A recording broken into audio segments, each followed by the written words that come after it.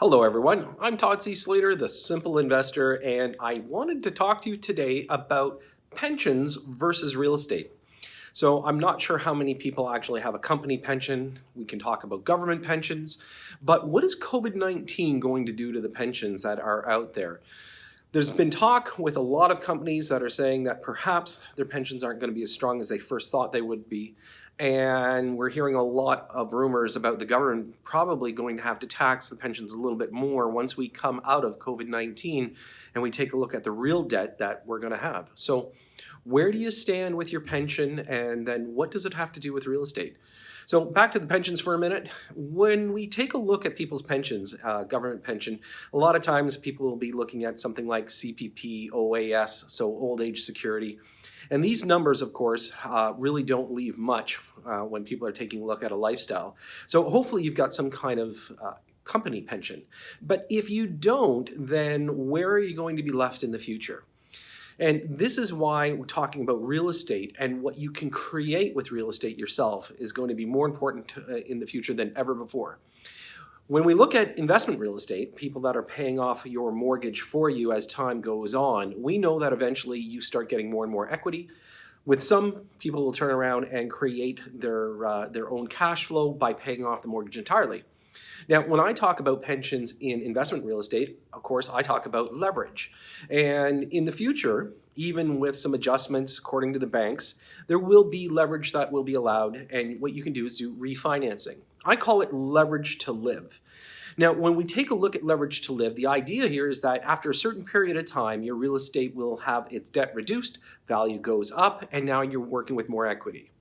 When we talk about equity, then it's important to know that it's good to have some form of financing in place, so we watch our leverage points.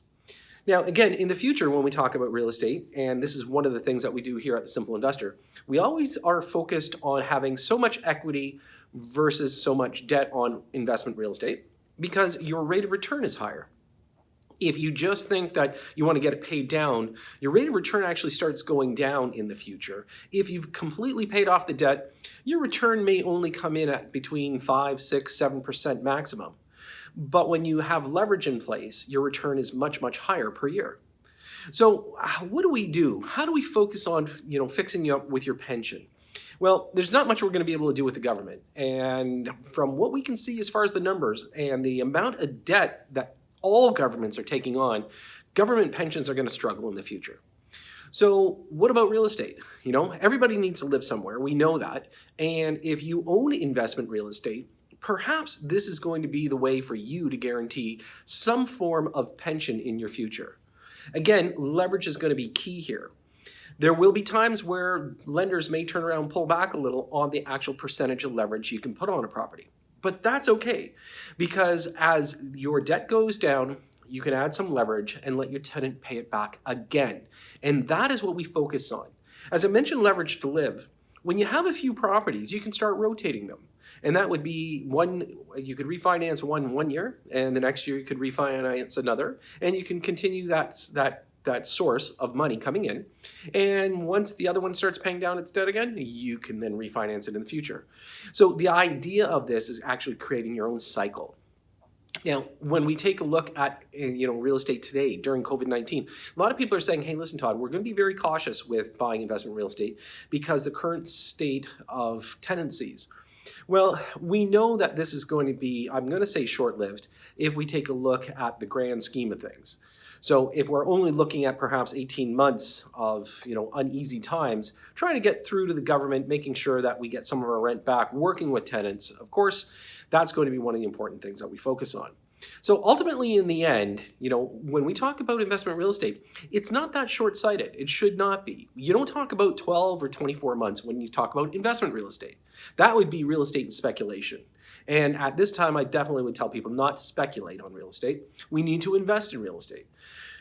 Investment real estate should last anywhere from 10 to 20 to 30 years. And that's where you will truly benefit the most out of it. And again, as I mentioned earlier, you must find a place to live. Tenants will always exist, and they're always going to need a decent place to live. So how do we focus on it? Easy. We take a look at things that have positive cash flow.